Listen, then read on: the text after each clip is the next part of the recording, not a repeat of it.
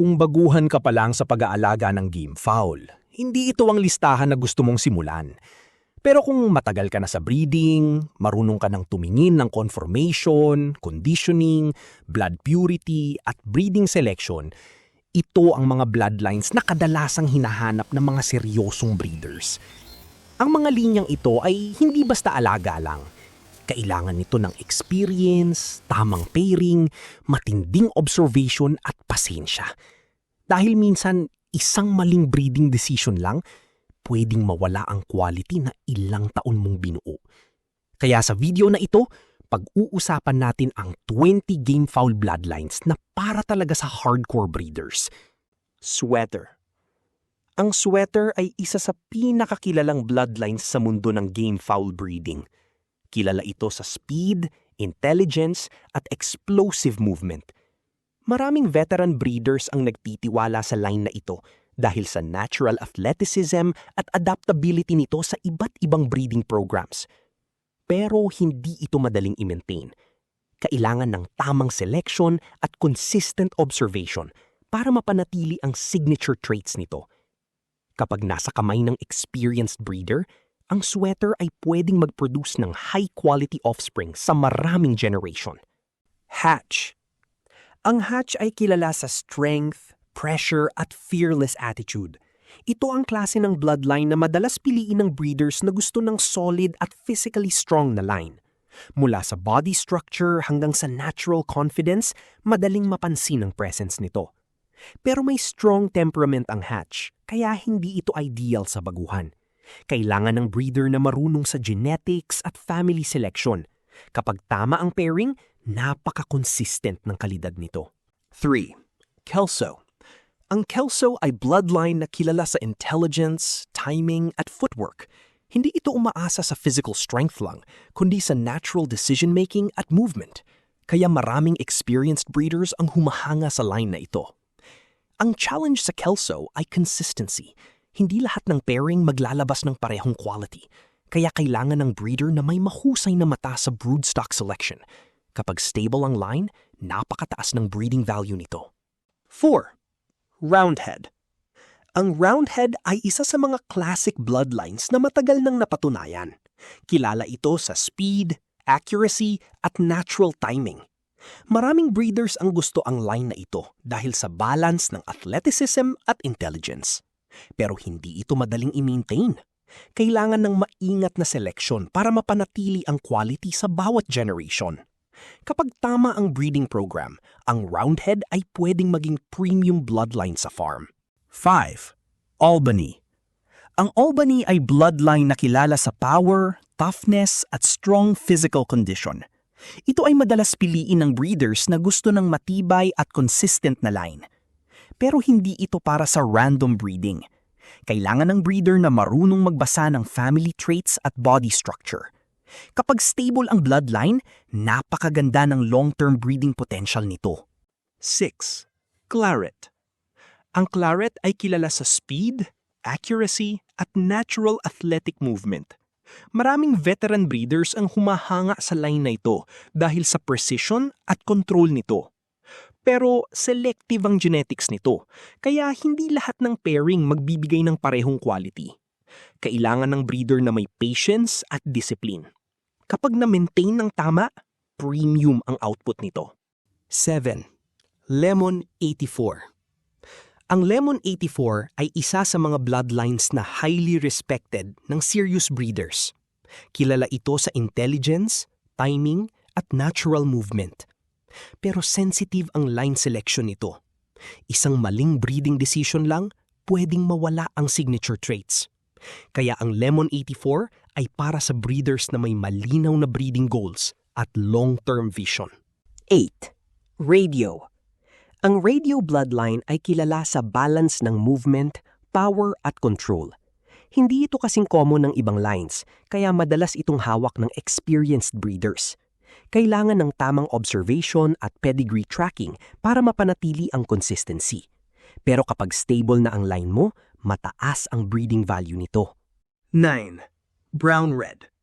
Ang Brown Red ay classic bloodline na kilala sa durability, strength, at consistency. Maraming traditional breeders ang nananatiling loyal sa line na ito. Pero nangangailangan ito ng years of selective breeding para ma-perfect.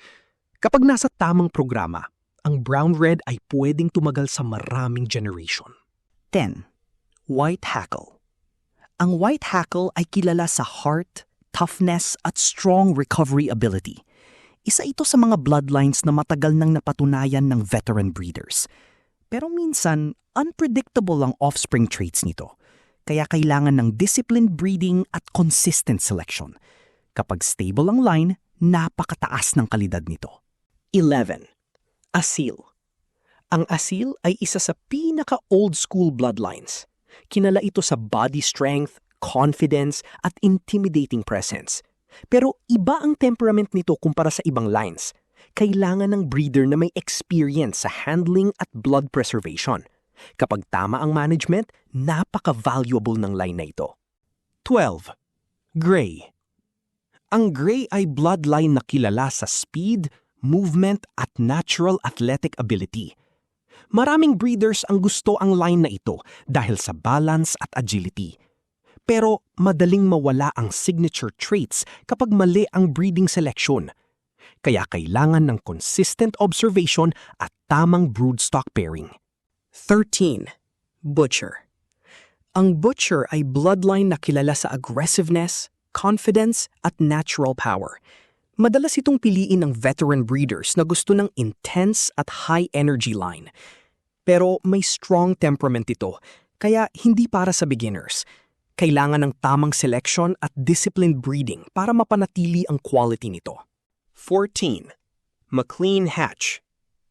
Ang McLean Hatch ay refined branch ng Hatch family na kilala sa strength, durability at pressure style. Ito ay madalas makita sa mga serious breeding programs. Pero dahil selective ang genetics nito, kailangan ng breeder na may malinaw na long-term breeding plan. Kapag tama ang pairing, napakataas ng consistency nito. 15. Murphy. Ang Murphy ay bloodline na kilala sa pressure, toughness at natural endurance. Maraming advanced breeders ang nagtitiwala sa line na ito dahil sa stability nito. Pero hindi lahat ng pairing maglalabas ng parehong quality. Kaya mahalaga ang pedigree tracking at broodstock selection para mapanatili ang pinakamahusay na traits. 16. Warhorse. Ang warhorse ay kilala sa strength, determination at old-school toughness. Ito ay bloodline na madalas piliin ng traditional breeders. Pero nangangailangan ito ng disciplined breeding at long-term planning. Kapag stable na ang line, pwede itong maging foundation bloodline sa farm. 17. Gin Gray. Ang Gin Gray ay bloodline na kilala sa intelligence, speed at smooth movement. Maraming serious breeders ang humahanga sa balance nito. Pero hindi ito madaling i-line breed. Kailangan ng maingat na selection para mapanatili ang athletic traits at consistency sa bawat generation. 18. Minor Blue. Ang Minor Blue ay rare at highly respected bloodline. Kilala ito sa precision, timing at natural instincts. Pero mahirap makahanap ng pure at stable line nito. Kaya ang mga breeders ay sobrang maingat sa pedigree at blood preservation. 19. Sid Taylor. Ang Sid Taylor ay kilala sa control, pressure at natural intelligence. Hindi ito common bloodline, kaya madalas hawak ito ng experienced breeders. Kailangan ng consistent selection at tamang breeding strategy para mapanatili ang signature traits nito sa susunod na generation. 20. Pumpkin. Ang pumpkin ay bloodline na kilala sa explosiveness, speed at confidence. Sa unang tingin pa lang, mapapansin mo agad ang natural energy nito. Pero high maintenance ang line na ito. Kailangan ng breeder na marunong mag-adjust sa bawat generation para mapanatili ang kalidad at consistency. Sa huli, ang pagiging hardcore breeder ay hindi lang tungkol sa pagkakaroon ng mamahaling bloodline. Ang tunay na breeding ay tungkol sa genetics, patience, observation at consistency. Dahil kahit gaano kaganda ang bloodline, kung mali ang selection, mawawala rin ang kalidad. At ikaw, Alin sa mga bloodlines na ito ang hawak mo ngayon? Comment down below.